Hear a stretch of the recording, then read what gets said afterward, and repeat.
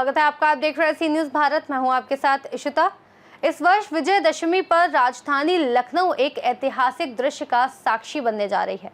राष्ट्रीय पर्व एवं उत्सव समिति द्वारा आयोजित जय श्री राम विजयदशमी शोभा यात्रा आगामी 2 अक्टूबर 2025 को सुबह 9 बजे प्रारंभ होगी और दोपहर 2 बजे तक नगर के विभिन्न मार्गों से गुजरते हुए संपन्न होगी।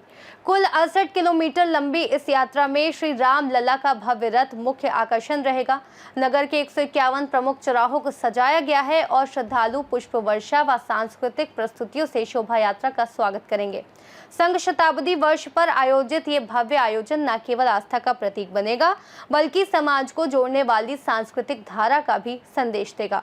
सभी का अभिनंदन। जय श्री राम शोभा यात्रा 2025 2 अक्टूबर को प्रारंभ हो रहा है, जो प्रतीक स्थल से प्रातः 9 बजे आरंभ होगा। ये परंपरागत यात्रा है। 68 किलोमीटर की यात्रा हम लोग तय करते हैं। इसके पीछे जो हेतु है, 8 वर्ष पहले ये तय हुआ कि लखनऊ महानगर को एक सूत्र में समाज को संगठित करने के लिए, हिंदू समाज को, सनातन संस्कृति को जो मानते हैं उनको संगठित करने के लिए एक ऐसा प्रयास किया जाए जिससे समाज संगठित हो और अपने जो अध्यात्म है, अपने सनातन हैं, अपने जो ग्रंथ हैं उनको कैसे सुरक्षित किया जाए और साथ साथ जो अपने पर्व हैं, उत्सव हैं, उनको भी कैसे संरक्षित किया जाए। क्योंकि भारतवर्ष सनातन काल से ही अपने उत्सव और पर्व के माध्यम से ही लोगों में उमंग और ऊर्जा लाता है और एक दूसरे के विपरीत परिस्थितियों में एकत्रित होने का एक साधन बनाता है। तो इसीलिए ये राष्ट्रीय पर्व एवं उत्सव समिति का गठन हुआ। 2019 में हमने प्रारंभ करी थी। जय श्री राम विजयदशमी शोभा यात्रा के नाम से प्रचलित है। हमारा उद्देश्य, जैसे ललित जी ने बताया, कि हमारा उद्देश्य ये रहा है कि हम लक्ष्मण नगरी लखनऊ में रहते हैं और हमारे प्रभु श्री राम लला का आगमन हमारे अयोध्या में हो चुका है। तो हम प्रथम प्रहरी हैं लक्ष्मण जी के वंशज होने के नाते। तो हमारा एक कर्तव्य है कि हम उनके आगमन के बाद उस चीज़ को हमेशा, जो पर्व है, विजयदशमी का पर्व इतना बड़ा पर्व है, उसको हम मनाएं और उसको विश्व विख्यात करें। हमने प्रारंभ से ही ये एक धारणा बना के रखी। हमारा उद्देश्य यही है कि ये विश्व विख्यात शोभा यात्रा होनी चाहिए जो कि लखनऊ में हो। जैसे कि गरबा अगर कहीं का फेमस है तो वो हमारा गुजरात का है, दुर्गा पूजा बंगाल है, गणेश उत्सव महाराष्ट्र का है, वैसे विजयदशमी हमारा लखनऊ का होना चाहिए। उसको हमको मनाना है, उसको हमें जीवंत रखना है, आगे आने वाली पीढ़ियों को देना है। तो उसके लिए हमने ये 2019 में प्रारंभ किया था। तब से अनवरत रूप से हमारा ये शोभा यात्रा और विराट रूप लेता जा रहा है। इस बार हमारा सौभाग्य है कि हम राष्ट्रीय स्वयंसेवक संघ के संघ शताब्दी वर्ष में प्रवेश कर रहे हैं इसी साल 2 तारीख से। तो ये हमारा सौभाग्य है, इस अपने जीवन काल में हम इसको देख पा रहे हैं। तो इस सौभाग्य में जो उन्होंने उद्देश्य दिया उसके ध्यान में रखते हुए हमने सारे कार्यक्रम तय किए हैं। ये जो यात्रा है ये लखनऊ की 68 किलोमीटर की परिक्रमा है। गोमती नगर में उत्सव प्रतीक स्थल जो हमारा है यहाँ से प्रारंभ होता है और गोमती नगर, इंदिरा नगर, उसके बाद कपूरथला और ये पूरा पार करते हुए IT कॉलेज के पास से जाते हुए आगे हनुमान सेतु, उसके बाद परिवर्तन चौक और फिर वो चौक की तरफ जाता है ये यात्रा। चौक के बाद हमारा कोणेश्वर मंदिर, उसके बाद बालागंज और ठाकुरगंज, बालागंज, उसके बाद बुद्धेश्वर मंदिर में हमारा एक और पश्चिम लखनऊ की यात्रा है, उसी नाम से चलती है जय श्री राम विजयदशमी शोभा यात्रा।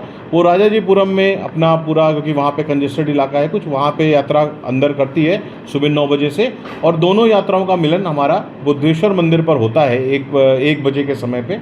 और उसके बाद वो वापस घूम के हमारी यात्रा आलमबाग से होते हुए चारबाग, पूरा विधानसभा और हजरतगंज चौराहा और राजभवन होते हुए मुख्यमंत्री आवास चौराहे से होते हुए वापस उत्सव स्थल पर हमारा इसका मिलन समाप्ति होती है।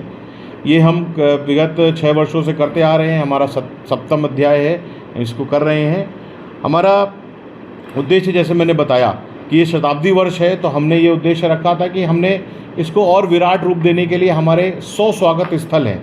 हमने पूरी यात्रा जो 68 किलोमीटर जैसे मैंने बताया उसमें 100 स्वागत स्थल तैयार करे हैं।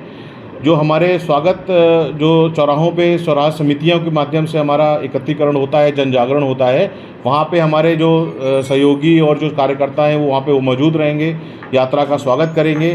स्वागत में 4 व्हीलर, जो यात्रा में हमारा 2 व्हीलर 4 व्हीलर रहता है।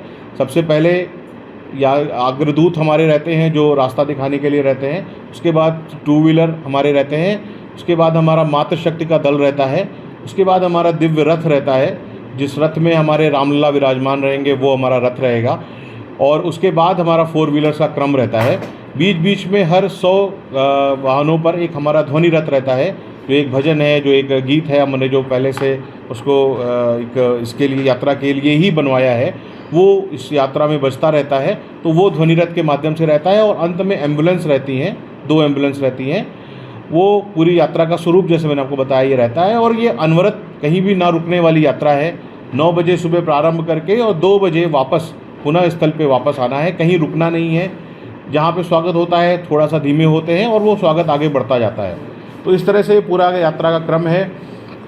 संघ शताब्दी वर्ष है तो हमने इसमें जो विषय लिए हैं, हमारे संघ से दिए हुए पंच परिवर्तन के विषय दिए गए हैं, जो जिसमें कि पर्यावरण है, नागरिक कर्तव्य है, समरसता है, स्वदेशी का बोध है, कुटुंब प्रबोधन है। इस तरह के 5 विषय हैं कि एक नागरिक को क्या करना चाहिए, क्या नहीं करना चाहिए। इस तरह के विषय दिए गए हैं, बहुत ही ज़रूरी हैं, बहुत ही आवश्यक विषय हैं नई पीढ़ी को जानने के लिए। आगे एक सनातन समाज को, एक भारत को विश्वगुरु बनाने के लिए एक मूल मंत्र है मैं कहूँगा, तो उसको लेके भी हम उसमें जागरण कर रहे हैं। एक अनूठा प्रयोग था जो हम कर रहे हैं इस बार, कि हमारा एक प्रदर्शनी का हमने एक आयोजन कर रहे हैं।